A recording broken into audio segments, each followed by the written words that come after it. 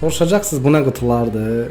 Belə bir neçə gün öncə getmişdim Şəkiyə. İstəyirdim biraz gəzəm qədim şəhər. Elə Şəki basdan təzə düşmüşdüm ki, Şəkiyə xoş gəlmisən sən, gözoy. çox sağ olun. Şəkiyə qonaq gəldi. Mən o sehirli paxlava ilə qonaq eləməsəm, ma Şəkili deməzlər. Yaxşı, dadına baxaram. Düzgün seçim elə dost. Şəki paxlavası başqadır, başqa.